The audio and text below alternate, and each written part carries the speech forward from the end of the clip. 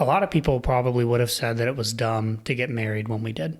We were still, I was a senior, I was going into my senior year. You were in grad school. I think we made about $12,000 that year. We were living off of my internship money and some savings that we had saved up. It was hard, and we fought a lot about money and about other stuff. It was a really tough year. At the time, I would not have said good. We're Nick and Hannah True, and we'll help you craft a money story that not only gives you personal freedom, but also creates a positive impact in your family and community. Welcome to Craft Your Money Story, a Mapped Out Money podcast. All right. I'm jazzed up for this one. Good. Take it away. So I want to start with saying, kind of pushing back on the FIRE movement, really. Hot take. It's a hot take about the FIRE movement. So if you're not familiar with the FIRE movement, financial independence, retire early, I think that most modern practitioners of the FIRE movement would push back on the description I'm about to give. But I would say a lot of the early FIRE days had this feel of achieve financial independence and retire early as quickly as possible by any means necessary. Even if the people who were writing about this wasn't their goal, that was the way that it was taken by a lot of people. Yeah. And I just disagree with that premise. And so really the theme of this episode is kind of trying to make 2 points. Number one, I want to just encourage you on the importance of recognizing that the journey is important and part of the process. It's not just about the destination. And then number two, it's recognizing that because the journey is important, you're going to have to undergo a transformation. And so you want to figure out what is that transformation that you need to undergo to achieve the financial goals that you have, and who do you need to become to do that? And therefore, what does that person do? And so we'll kind of get into that, but that's kind of where I want to start. I'm just keeping an eye on Margot because I'm afraid that she's going to go to the bathroom. Yeah. Margot, come on. Come here. I'm going to grab her. People are getting restless. All right. We're ready. All right. Are we ready? Yes. Okay. So I want to start out by reading a couple sections from this article from Nathan Barry. So if you know me, you know that I really like Nathan Barry. Followed him a long time. He runs a company called ConvertKit. And he wrote this article a couple years ago that is sort of pushing back on the Mexican fisherman parable, which we've talked about the Mexican fisherman parable before on this podcast. And I do like aspects of it. But Nathan, I thought, brings up a really good point. So we'll share that as we go. But let me first read this little section that I love from him. So he says, a book editor at a major publisher once told me how he reviews fiction book proposals. For nonfiction, the standard is to submit a proposal, outline, sample chapter, but for fiction, the author has to submit the complete manuscript. My response was, wow, that's a lot of books to read. But then he explained with fiction, it's much easier to know if a book is worth reading by just reading the beginning and the end. When I looked confused, he explained further, start by reading just enough at the beginning to get a feeling for who the hero of the story is. Then skip all the way to the end and read enough to get an understanding of who they are now. Are they the same person, or did they undergo a major transformation and growth? In a great story, the hero will always encounter a serious adversity that will change them. The Lord of the Rings, Sam starts out as a bumbling kid and ends the story with incredible strength and willpower to save Middle-earth. And yes, Sam is the hero of the trilogy, not Frodo. So this idea that we have to undergo a transformation, I thought was really, really cool. Yeah. So the Mexican fisherman story, I'm not going to retell the whole thing. But we did a whole episode on that, didn't we? We did a whole episode on it.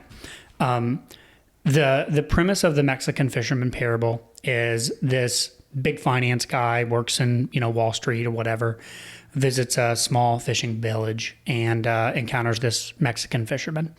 And long story short, the guy is like, well, what do you do all day? And the Mexican fisherman says, well, I fish a little bit. I get enough for my family. Then I go into town and I play guitar and hang out with my buddies. And I maybe take a nap a little bit halfway of the day. Then I have dinner with my wife and sip a little wine. That's kind of my life. The investment banker sort of encourages him to go, why don't you spend more time fishing and grow your operations and level up, and then expand that to a fleet of boats, and then expand that to a whole enterprise, and then move to New York City where you can manage blah, blah, blah, and then get super rich and wealthy. And the Mexican fisherman just keeps going, well, then what? Well, then what? Well, then what? And finally, the investment banker says, well, then you could retire and with your riches move to a small local fishing village where you fish a little and play guitar with your buddies and nap in the afternoon and have dinner with your wife. And the moral of the parable is he's already got that, right? He's already achieved the destination. So why go through all this trouble? So good story, good parable. And I do think there's some learnings from it. But I really liked what Nathan had to say, and this is why I wanted to do a podcast on this. So here's what Nathan says. The lesson of the story is to know what you want and to pursue it directly, rather than wasting so much time on the rat race, pursuing what everyone else values, only to find that you already had what truly matters. There's incredible power in getting clear on what you actually want and optimizing for that. So many people work without purpose and waste years pursuing of an unknown outcome. For them, the parable of the Mexican fisherman is a perfect spark for clarity. Understand what you want and pursue it directly. But here's the problem. If you shortcut to the destination, you won't undergo real transformation. Imagine you won the lottery tomorrow. You'd achieve your financial goals, but without the life experience to cope with the change in your circumstances. That's why you see so many musicians and actors struggling after hitting instant fame at a young age. They all have success without the full journey. It would be like Harry Potter defeating Voldemort for good in book 1, but still being some naive kid. Or Wesley, the farm boy in The Princess Bride, starting a relationship with Buttercup, but before growing up. Journeys and hardships shape us. Okay, so this is where I kind of got excited because this perfectly correlates to what we've been studying in the book of James. And so in the book of James, James talks about how God allows us to face trials for the purpose of testing our faith. And when you look up the Greek word for testing, it's the way that you would test your muscle. It's the way that you would strengthen your muscle by stressing them. And so you add stress to your muscles, they build back stronger. In the same way, God allows our faith to be tested so that it builds back stronger. And this totally applies to financial hardships and is true with your money. And so I think a lot of people need to be tested financially so that they can build their financial muscles. Well, and like your habits and all of that stuff, like those things don't just happen. They don't just happen. Yeah, you totally have to build those. And if you just all of a sudden were debt free and had all the wealth that you wanted, but you didn't have all the habits and the muscles and the disciplines in place that come out of the hardships, you're not going to be able to manage that, and you're going to end up blowing through it, and it's not going to be sustainable for you at all. And so, I really I love this idea that like trying to get to the destination without the journey is totally meaningless and isn't going to achieve what you think it's going to achieve. Yeah. I think too, I mean, this is a slightly different example, but like related, us talking about the different shifts that we made in the last episode, and kind of really each one of those, it was like a little bit more flexibility, a little bit more freedom and flexibility, a little bit more freedom and flexibility. But if we had just jumped from like way back here to like the level of freedom and flexibility that we have now, we would be so unprepared. Absolutely. To like we couldn't use manage that well. This. We wouldn't be. No, we'd probably be so mismanaging our freedom and flexibility. We'd have to go get a job. Yeah. Like I don't think because we have complete, more or less autonomy to structure our days. Like no one's making us do what we need to do. Do what we have to. Yeah. Exactly. And so we had to piece that together to be able to manage it the way we do now. And build up that discipline and build up those habits and all of those things. Yeah. Totally. So the other kind of thing that I wanted to work into this was Jocko's good framework, and recognizing that if you're going through trials, there's some good that's going to come out of it. Yeah. It's just funny. It's funny how all of these different things, like they really boil down to like the same stuff. Yeah, same stuff. And most of the time it's something that's actually biblical. Yes. But a lot of these people are not coming at it from that perspective at all. So it's just funny. It is funny. No, and if you're not familiar with Jocko's Good video, just go to YouTube and search Jocko Good. It'll come right up. It's great. And the idea is just very similar to what we've been talking about. If you're going through a financially tough time, if you lost your job, if you had a medical expense, if you had a car wreck, if whatever happened, recognize that there's some good that's going to come from this. You may not see it right now, but you're going to learn something. You're going to build a new skill. There's going to be something that happens because of this that is good. And from a biblical perspective, I shared this, I think, a couple episodes ago, but the word that I've latched onto is this idea of hupomino, which is this perseverance and abiding, because we know that some good is going to come from the test, from the trial, as we persevere through it. Yeah. So like Jocko always differentiates too. He's like, it's not, because we all know those people who, like, when something bad's happening, they have a almost like obnoxious level of positivity. Yeah. And it's like a fake. I think they actually call it toxic positivity. Oh, okay. Well, anyways, and so it's not that. It's just looking at it and going like, oh, I'm facing this hard thing. Like, I'm trying to think of what he uses an example. Let's see. Oh, you lost your job. Yep. And you don't know, like what you're going to do next. Jocko would be like, good. This gives you the opportunity to like fine tune your skills and really get in and like rework your resume to find something better. Yeah. And, all of that stuff. He would just go into like the opportunities that it presents you with. It's like, it's not ignoring the fact that you're going through something hard. It's just recognizing that it's an opportunity for you to like build something good out of it. It is. It's choosing to focus. This is again, another similar idea, right? As like we've talked about a lot, but it's choosing to focus on the things that you can control. It's choosing where you focus your energy and choosing where you focus your actions so that you can turn this situation into a good situation. The other framework that I really liked that came to mind as I was thinking about this episode was this question that Alex Hermosi proposed in this podcast I recently listened to. He said, if you had to create a human, what would you put them through to make them tough?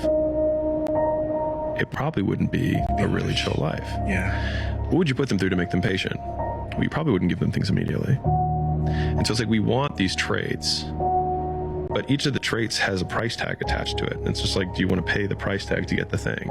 And so I think if people reframed the period of life that they're going through as the price that they're paying out of their wallet, but the wallet is their time, is the seconds of life that they're trading for it, then I think more people would be willing to make the trade.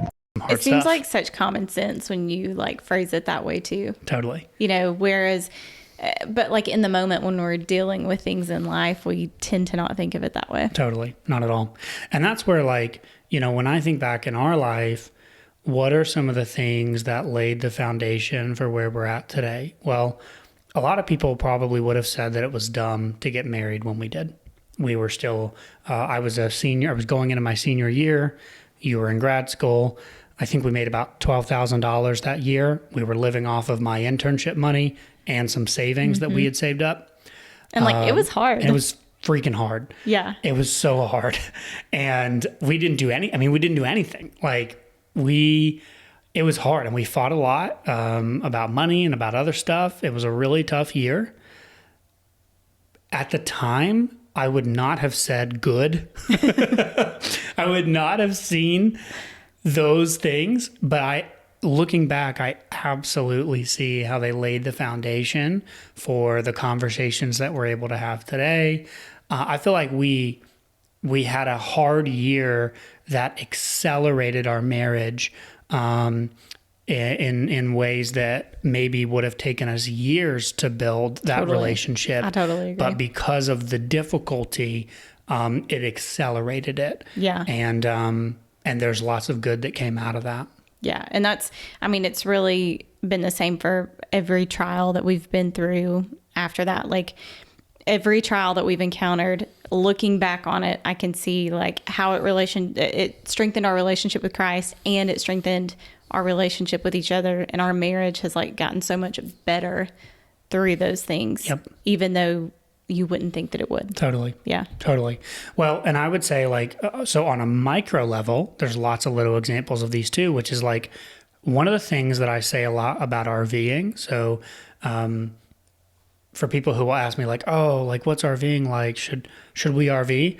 One of the things I'll say is you either need to be a chill person to RV or become a chill person. Allow it to turn you into, or you'll quit. Yeah. Because RVing is just like this pressure cooker for unexpected problems. And so, you're living in 100, 200 square feet.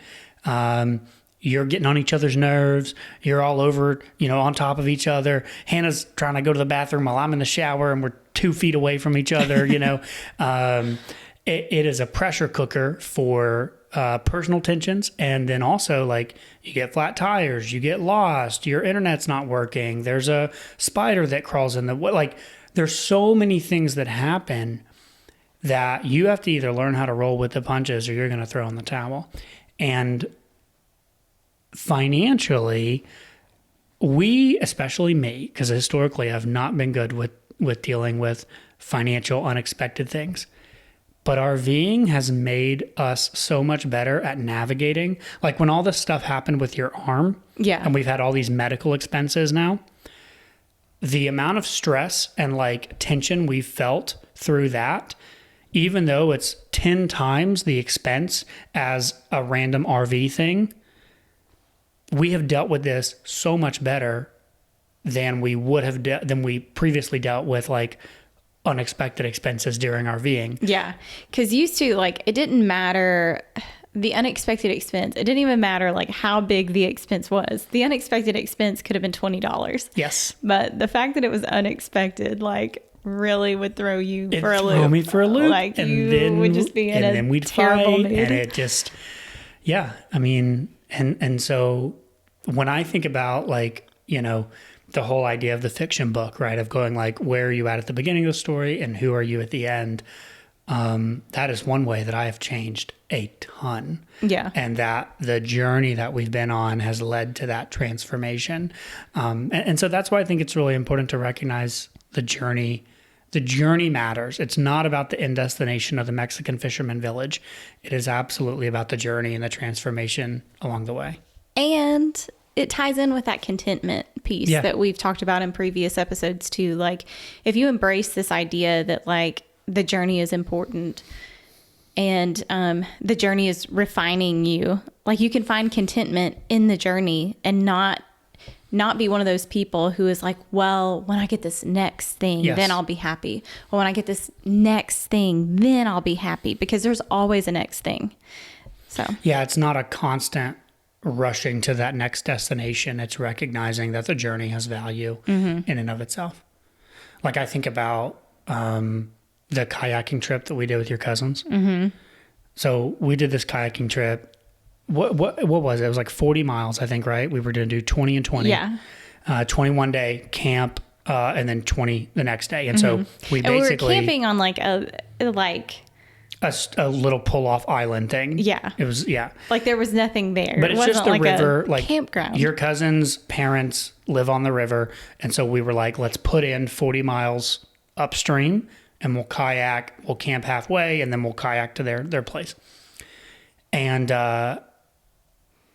that trip... Shout out to Jordan for orchestrating this trip that we still like look back on. Was miserable. And talk about. But miserable, but awesome. But awesome, right? And so like when we look back, like in the moment, oh my gosh, I was like, what? We're stupid. This is the dumbest thing. It was so... None of us had ever kayaked hardly. I mean, we were like, yeah, let's do 40 miles. Jordan like he fishing kayaks, and stuff. But not like...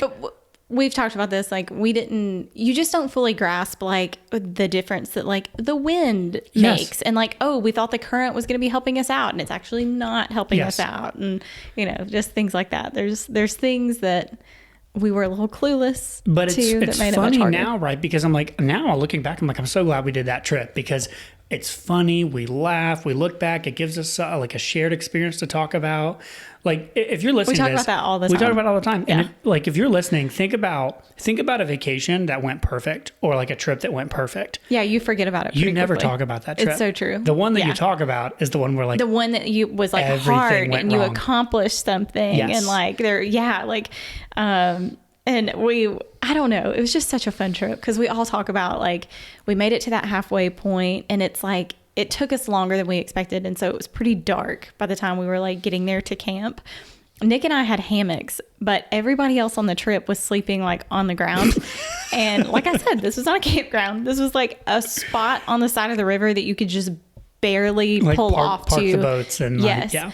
And so they're like sleeping on like rocks and, whatever. We should have like given people our hammocks. We sound like real jerks in this story. But so they're all sleeping on rocks and like just totally uncomfortable, not getting any sleep. And like we had taken cans of chili, I think. I don't know. It was that we it were was supposed to not heat up over good. the fire. But by the time we got around to making a fire, we're like trying to get these beans to cook, to like get warm, and we're like starving and we just got impatient. So we just ended up eating like cold chili out of the beans, can. yeah. And everybody's so tired. So we You're just like wet, you're Yeah. cold. So, like we end up trying to go to sleep. Most people don't really sleep good. We wake up that next morning and we're all so sore. No one wants to go kayak another No. 20 miles. No one wants to get back in these kayaks. And at that point, we could have called Jordan's dad to come and like pick us up with the trailer and like Yes. load all the kayaks up. But it was like, if we didn't do it at that point, we were committing to like going the rest of the Everybody's in. way because there wasn't another spot for I him think to if pick us up. anybody had said like, guys, I'm out, I'm Yes, calling Jeff. everybody would have followed. Everybody would be like, yeah, I'm out too, Everybody Pop. would have followed. Yeah. But it was like, we were all like, okay, I guess I'm putting my boat back in the water. Guess I'm going to get back in this boat unless somebody says not Everybody to. good? Is everybody? Yep. Yeah. So, we all got back in the boats and we all made it. But it was so funny because we look back and it was like we were all hoping that somebody would be like, all right, I quit. Let's just stop here. But nobody did it. Nobody would do it. So it's a good trip. I don't know what the moral of that journey was, but I'm sure we got something out of that, that definitely built some character. it built some character and more. I mean, it was just a fun memory that we Yeah. now have with your cousins. Totally. And like that's like a goofy little example, Mm-hmm. but I think it's just important to recognize that like that journey matters and it's not just about the destination. So let me jump in. So I want to finish by reading how Nathan Barry concludes his article. So he says, a lot of people set goals by asking, what are my values and what do I want? But they need to add a third question of who will I have to become to achieve it? He says, years from now, as I sit in my comfy armchair reading the final pages of the story of your life, what transformation will I have read about? Will you be a different person at the end of your story than where you were when it started? They say that it's about the journey, not the destination. I say pick a destination that will take you on a journey that will truly change you. I just really like that idea. Well, I think it's also good, like, who will I have to become to achieve it? Making sure that you're not going after the wrong things totally. that are going to turn you into somebody that you don't want to be turned into. Yes. What kind of person achieves this? Oh, maybe I don't want to be that person. Yeah. Yeah. So I think the two kind of takeaways that I wanted to share were the things that I'm thinking about for us is like, number one, just being encouraged if you're facing some hard financial times, maybe some unexpected expenses, maybe inflation's gone crazy, maybe you lost your job, maybe you can't buy that house, like whatever it is, recognizing that we're called, especially if you're a Christian, we're called to hupomino, right? We're called to persevere because we know that good is going to come from that perseverance. And we know that the tests are going to build financially strong muscles, and we're going to learn how to navigate these times, and that's going to help us in the future. And and also they're going to build our faith in the true provider. Totally. And remind us Absolutely. that it's not us. It's not us. And so just being encouraged in that. And then the second is just a question that I wanted to leave everybody with. And the question I've been asking myself, which is, when we build on the vision and the direction, right? So the last couple episodes, we've talked a lot about the importance of vision and direction in your finances. So when you look at that vision doc and you look at the direction you're going, what actions does the person that you need to become need to take? So when you look at the vision, you go, okay, well, who do I have to become to achieve that vision? And then what actions does that person need to take? And so when I think about our vision, a little bit of reverse engineering. That when I think about our vision, that's what I'm thinking about, is going like, all right, Nick, if you want to do this, if you want to, do the building projects that we say we're going to do, and we want to build mapped out money and grow and do these things, who do I have to become to do that? And I got a lot of transformation that I still got to go through. So. Well, I just want to end by saying that I hope everybody can see Margot. I can't tell if you can see her. She's so cute. You got anything else? No, just that Margot was cute. Oh, well, that's good. Scout is also cute, but I don't think she's in the She's not the in frame. the video. So, well, hopefully you found that helpful and interesting. And if you're going through some tough times, just want to encourage you to persevere. You know what I do think we need to do? What? Some stuff we like. Oh, well, what are you liking? No, I'm going to make you do it, because I was looking at your internet sweatshirt and I'm like, you need to explain your internet sweatshirt. Oh, okay. I like Jack Butcher. So Jack Butcher is this guy on Twitter who I like. I don't know. Everybody that Nick likes is some guy on Twitter. Some dude on Twitter. No, so Jack Butcher has this brand called Visualize Value, and he just does, I don't know. I mean, it's kind of like a cool aesthetic. It's like a Twitter think boy aesthetic. And he's a designer. He does cool stuff. He writes really good stuff about business. And he's got this hoodie that has the letters as if it's like a university, right? So like the university of the internet, whatever, but mine just says internet. And so it's, I'm from the university of the internet, bro. Yeah. So cool. I'm glad you explained. All right. That's a wrap.